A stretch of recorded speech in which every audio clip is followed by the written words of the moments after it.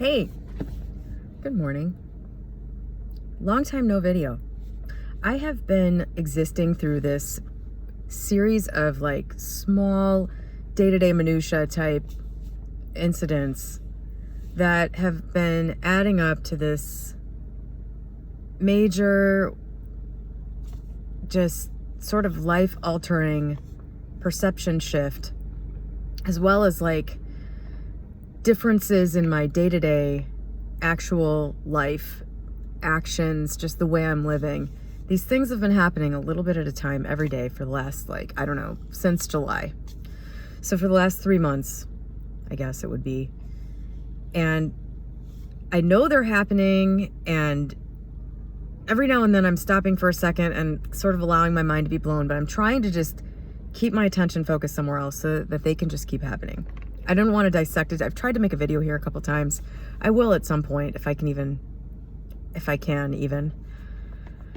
But I've just been trying to keep my focus somewhere else so that things can have a chance to work themselves out the way that they need to. And so that's where I've been.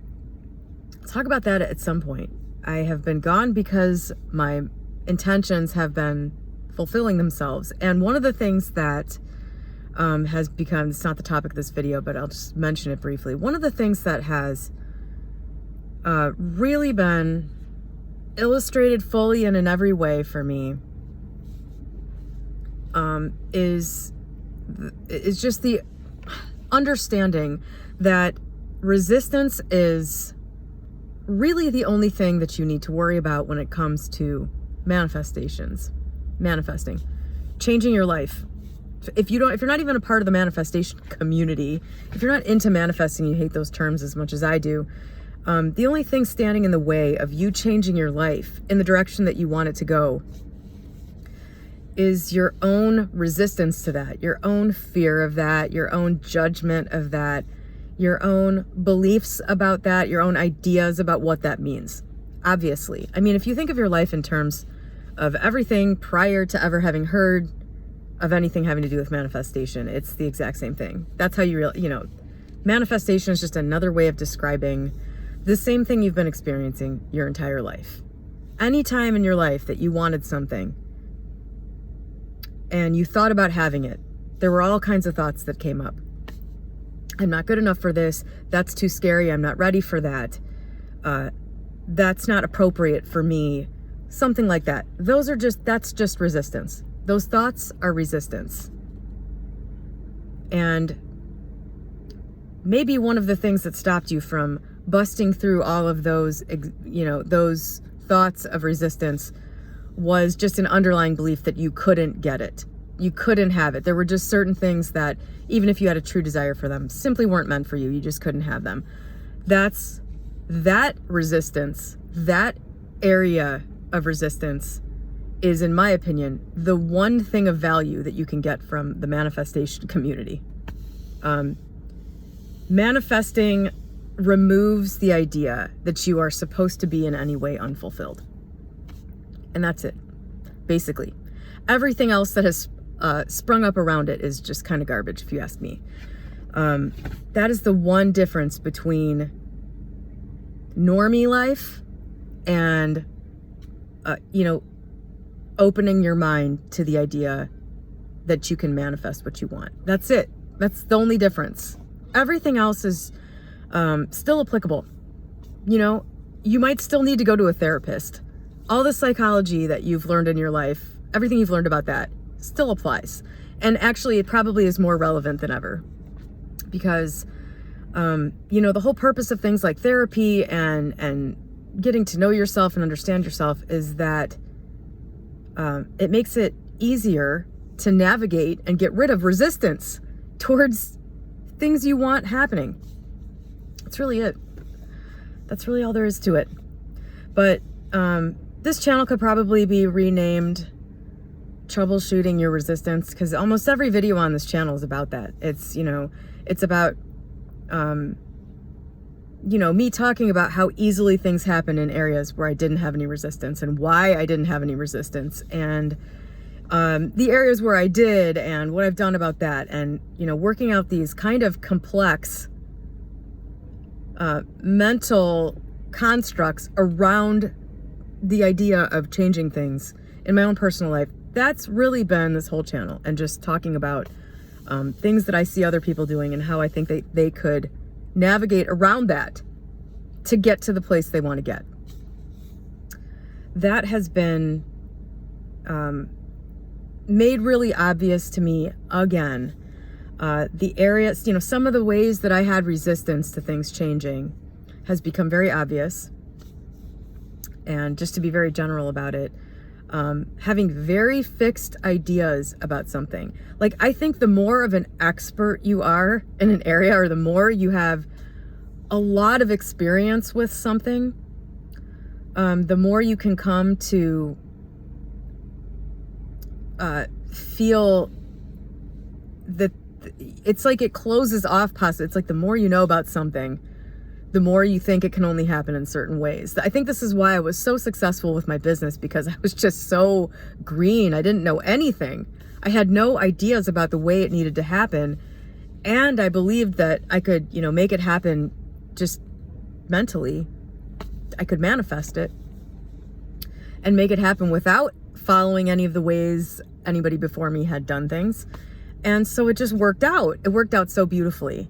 But in other areas of my life where I was like, it has to happen this way, there's no other way for things to, you know, it's been an uphill battle. And so, you know, there have been some key mental things for me over the last like 3 months where I've just said, I just don't know how this could happen any other way, but everything else has had many other ways. So this must also, and then boom, a bunch of stuff revealed itself immediately. So that's been made very clear to me. How to get past the resistance you have to the thing you want happening is really the only topic of interest, I think, that there should be for anyone. I don't know. There's a lot of wasted time in this community, in my opinion. Anyway, that's irrelevant. That's what I've been seeing for the last few months, and I haven't really wanted to talk about it in detail because I just want to let it happen. It's just beautiful. Things work beautifully when you're able to get out of the way, and being able to get out of the way is the whole challenge. So, this video is actually about that.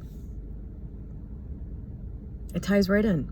I mean, it's basically the topic that I was leading to talk about anyway, that I wanted to talk about anyway, which is, and I'm going to use some of the, you know, Esther Hicks terminology here because I like thinking of it in these terms. It just feels more natural and right. It just works for me. I like thinking about the frequency that you're broadcasting, and I like thinking about, you know, vibration, because, you know, we know that we're emitting brain waves all the time, and we know that we're existing in a field of energy where there is no separation between you and me and all the things around us, and that's about as far as it's gone.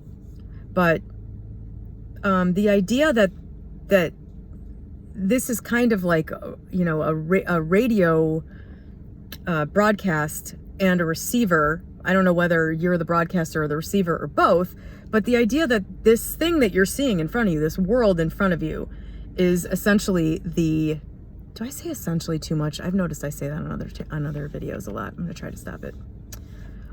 This like picture that's coming in front of you right now, the idea that is simply a translation of a broadcast of waves of some kind, that makes sense to me. It just, I don't know why, it just does. It makes perfect sense because I know that something can be right in front of you. A literal physical object can be right in front of you and you don't see it, depending on what frame of mind you're in. So it makes sense to me that shifting these frequencies around reveals different things to you right in front of you. And if you, your body, your brain, whatever this is, if that's also part of this, then it makes sense to me that thoughts and ideas and things like that are also revealed depending on what what frequency you're broadcasting. It all makes sense to me. It just makes sense to me thinking about it in terms of energy. If you don't like that, or you don't believe that or something, translate it into whatever manifesting term you like. Existing in a certain state, whatever, living in the end, whatever the hell it is that whatever state you're in, that's basically the same thing. Whatever state you're in is just like a frequency that you're broadcasting. And there are certain states that I think people, what do I want to say here about this?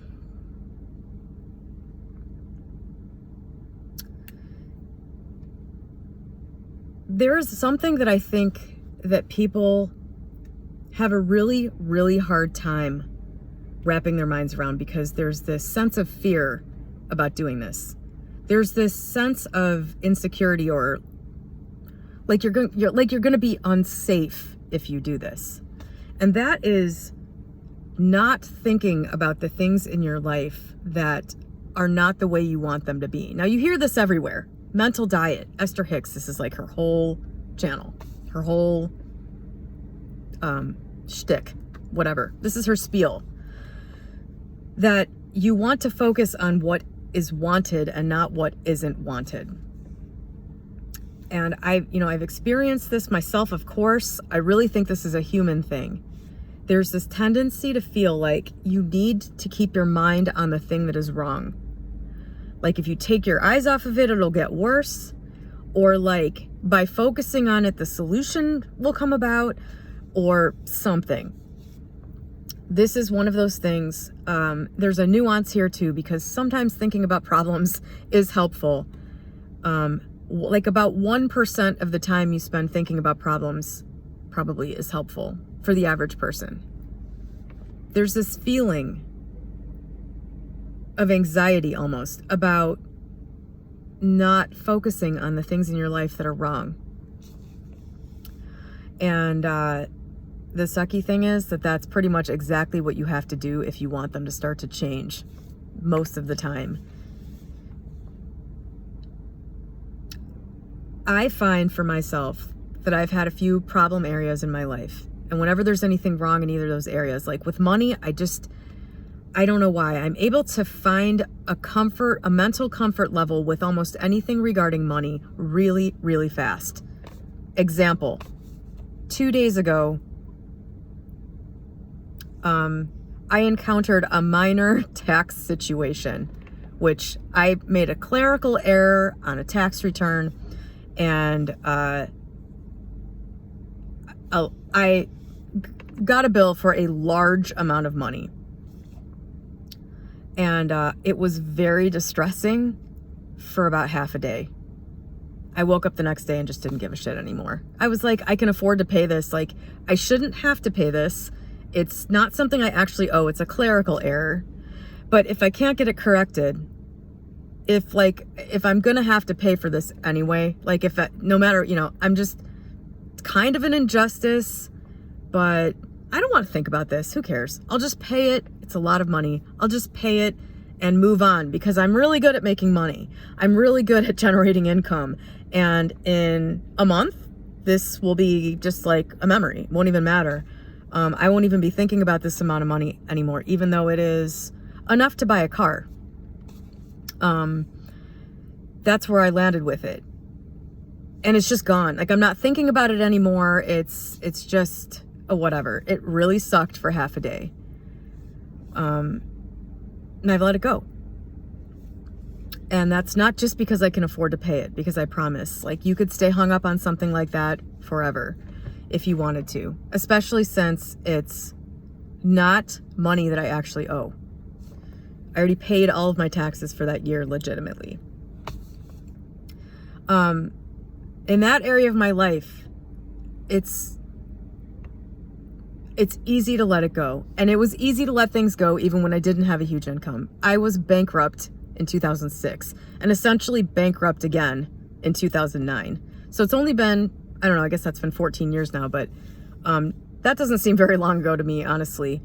And the idea of this bill coming in when I was 34 versus 44 is, like, it would have been so much more devastating to me then financially. But again, like, there's just this attitude that I have towards money that is different from the rest of my life, from the pretty much everything else in my life.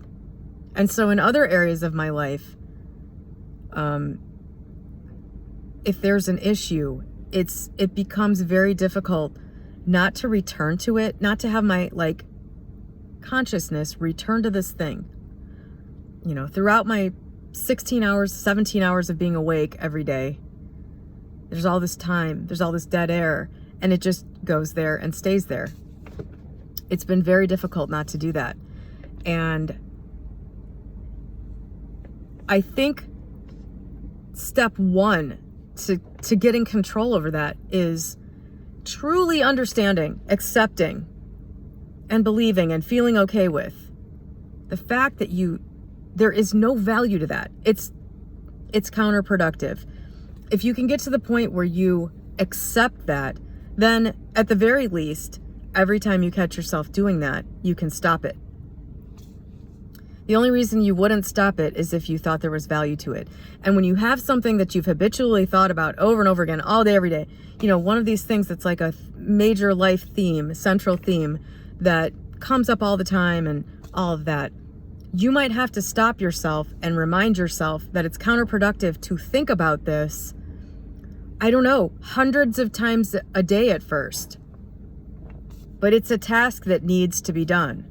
It should be like number one on your agenda. You'll see that when you stop putting your focus there, this is why I think about it in terms of vibration. It's like you can feel an energy shift within your body. A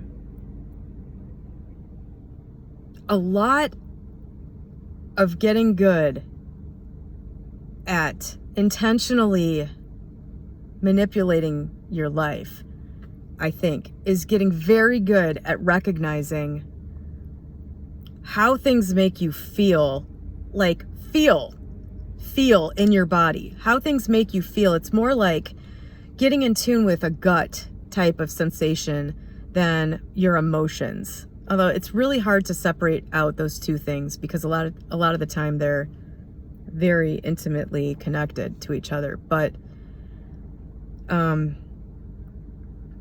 there's really a sense of right and wrong, a sense of yes or no present almost all the time in your body, in your gut. At least for me, I would imagine that this is something that any human being can begin to observe and develop, because the more you pay attention to it, the easier it is to determine what's going on. At first you just might not be used to that, and you might not quite feel sure and you might not have a sense of certainty about what it is that you're feeling about any given thought or situation or person or whatever. But and just like accepting that you shouldn't be thinking that it's not prudent. There's no value in thinking about the things and spending consciousness and time and energy thinking about the things that are wrong. Just accepting that and then applying it as it comes up, accepting that you're going to have some indication of what the right thing is to do via these sensations in your body that you might be thinking of as emotions. Just accepting that that's important and provides guidance in every situation is enough, I think, to start feeling those things.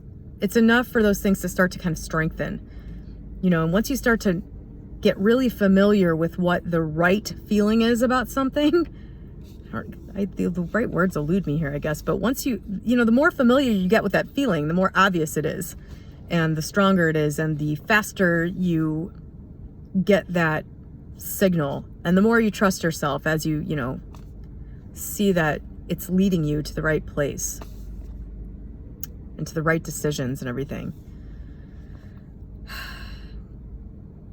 So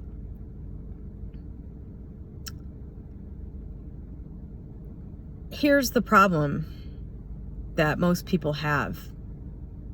It's tricky, and this is like a fingerprint for everybody, I think. When you get into these, I almost want to call it like a cycle. It's almost like you get sucked into a thought about something that's not working in your life. And then another one comes, and then another one comes. And if you're me, you start talking about it out loud to yourself. You know, or you start talking to other people about it or something. It gathers this speed. It starts to sort of, you start getting sucked into it more and more. And it can even lead, you go to sleep, it can even lead into the next morning, you wake up and it just continues. You have to have a way to stop this. It's very individual. But for me, I have a process, and I would imagine it's something like this for everybody. You become aware that you're focusing, you're feeding energy into something that needs to be deprived of energy. And you've accepted that there's no value in that. So you're not going to sit there wallowing in it or thinking about it or replaying every event that led to this thing in your life not being right or whatever. Or even worse, imagining how this is going to continue to play out poorly and all of the bad events you're going to have to experience because of it, or whatever else you do. I mean, I'm sure there are things that people do in this area that I can't even imagine. Those are my big ones. Start playing out future scenarios where things have gotten worse. Start pre-planning how you're going to deal with those things. Start thinking about how you're going to eventually get yourself out of it. And it's just like, this is beyond useless to do this. You personally have to come up with the ways that you personally can stop this. And I think the first one is deciding that there's no value in doing that. Pretty sure I just said that. Decide that there is no value in this, because there isn't. Think about it. You're just sitting there torturing yourself. You're sitting there thinking of bad things that could happen. And it's just a complete waste of time. Completely. If those things do play out the way you're thinking about them, pre-experiencing them now is not going to change, the fact that you're going to have to experience it. It's not going to take the edge off. And it's probably not going to play out that way anyway. It'll play out in some other way. But, what's really stupid about it is that you can have everything that transpires in your life play out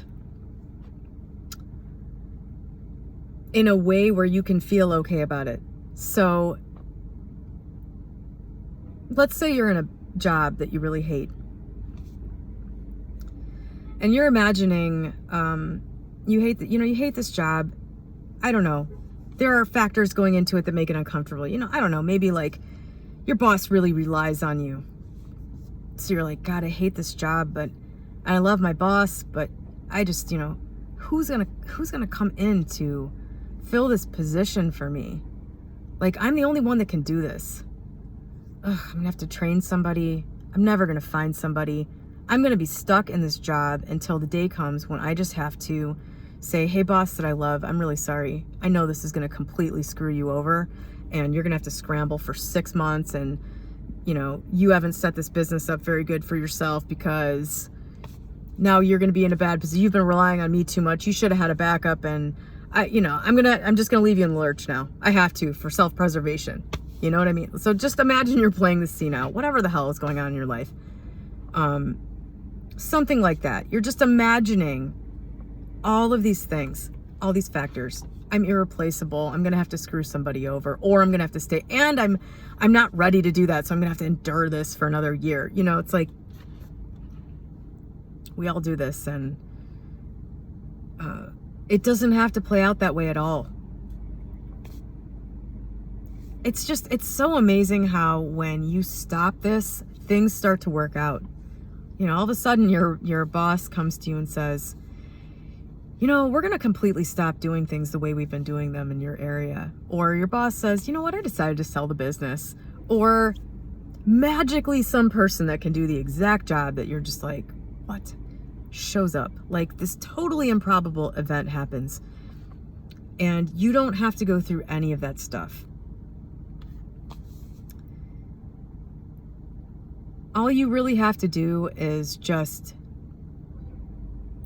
know that you want to feel a different way about this area of your life, and sit back and let the thing play out perfectly by removing your attention from these thought processes. So you personally, personal to you, I can't tell you how to do this for yourself or what it is. You have to come up with, I would suggest, a list of like 10 things that you can do whenever you find yourself in this rabbit hole, down this rabbit hole.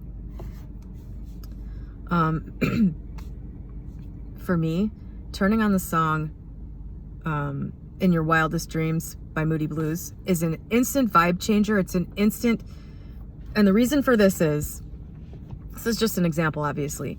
The reason for this is when I was between the ages of 12 and 15, I went to this summer camp in North Carolina where it was like the most amazing, wonderful bubble for a month every year.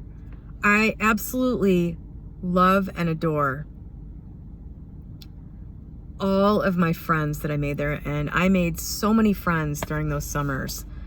It's just, that was such an amazing time in my life. If you get to relive any period of your life when you die fully, that's what I would pick. I would pick those 4 summers. Just be like, let me go back to camp in that environment. It was so amazing. It was just so amazing. And that song is probably I don't know why, that's the song that transports me back there. And it's just like pure positive memories. It's just pure great feeling. It's like I'm 15 again. That is one of my things. That and some other music that's similar, that like takes me to a different time in my life that had nothing to do with, that time in my life did not involve anything that I'm currently concerned about, or that where my mind would go and sit there and linger there and put this energy into an area that needs to be deprived of energy. That's something that I do. I have online games that I play where it's like being transported to a different world for me. That's another thing I do. There are, for each, and it's not like you just go listen to music. That doesn't always work. There are things that completely shift your attention away from the current circumstances in your life. Esther Hicks recommends meditating for like 15 minutes, just listening to the fan. I find that works pretty well. But not as well as turning on In Your Wildest Dreams by the Moody Blues. It's just like changing the channel on the radio. And if you can come up with a list of these things that you can do for yourself, and you'll probably stumble on them one by one, if you really accept, I need to not do this anymore. And you don't think, it's not that big of a deal to think about the things that aren't working. It's not that big of a deal if I sit in my car fuming at somebody that I'm mad at. It's not that big of a deal if I sit around thinking about all of the mistakes that I've made in the last decade and why that means that now I'm not where I want to be. If you really accept that is not producing something good for you, thinking about those things is not making you less apt to act the same way in the future. It's not providing any value. And if it is, if thinking about those problems or whatever ever is providing any value, you will know by how you feel about it. You will feel the productivity of that. You'll feel the thought process leading to something good. Most of the time, it's just a complete waste. If you can accept that, and you accept what I need is ways to combat this. What I need is ways to shift my attention away from this. Those things will reveal themselves to you. And then you have to diligently do these things when this situation arises, which for you might be all day, every day for a while. And all day, every day for a while, you might have to just lean on, this isn't providing any value. My thing that I say to myself that actually works really fast is thinking about this is a drag, so I'm not going to do it. I'll deal with it later. Is this an emergency right now? No. Thinking about this is a drag, I'll think about it later. And then just stop. Because I think so much of this thought is like this sense, for me anyway, of responsibility. Like, I need to be thinking about this. I need to be keeping my eye on this. I need to be figuring this out. It's just a misconception. It's an illusion. And so these instant vibe changers are so key. They're so key. There's another song. I don't think this song gets much love because it's so obscure. I downloaded this electronic dance album like 15 years ago from somewhere, back when like you used to torrent things, and it was just like totally random. There's this song called Magnificent Feelin', and it's oh god, I don't know. Look it up on Spotify. Magnificent Feelin', and it's the Mech remix. M-E-C-K remix. Johnny Depth. Johnny Depth is the artist. Anyway, this is another song where if I turn it on, it's just total vibe changer. Seriously, it's total vibe changer in a different way. That one makes me think of being like 28, living in my apartment in the city, and I had a gym right by my house that I would go to in the morning and like do cardio, and that was right when I downloaded this album. And it was kind of like this really, it was a time in my life where there was sort of a moment in time where just that everything felt like, it just felt like everything, the world was like wide open. I had just met my ex. We hadn't started our business yet. I had just moved into my apartment. I was 28, there was just this feeling of excited expectancy about my life. And it sort of that feeling sort of glued itself to those memories and that song. Because I think that was the first song on my playlist for the gym. So when I turn that on, I'm transported, which is what you need. You need to be transported somewhere else completely. It's like, if your problem is here, you need to go whoop and go all the way over here. You will see what this does. You'll see what this does. If you do it consistently, you will come to understand that there was no purpose in all of this thought about this thing that is a problem, that you're perceiving to be a problem. It's the thought about it is blocking out the solution to it. Who was it? Einstein or somebody said, you can't solve a problem from the same level of thinking that created the problem. Abe Hicks says, the vibration of the solution is different than the vibration of the problem. You've got to get out of that place. So this entire 33-minute video, the point of this entire 33-minute video was figure out some ways to stop thinking about the problem. I'm masterful. I'm a masterful long video creator with 15 seconds of content? 15 seconds of the point? No, but seriously, it's vitally important. Most of the things that people are fucking up with their lives are simple, obvious. And most of them are things that you've been hearing your whole life. I mean, I don't know, I'm a middle class white American, or at least I was raised that way. And like 99% of what goes into these manifestations is just like how my teachers and parents, family told you to be. You know what I mean? This is just like, it's basic life advice. The one little drop that manifestation, the one little magic drop manifestation drops into this is there's nothing that you can't have. Most of us were not raised being told there's nothing that you can't have.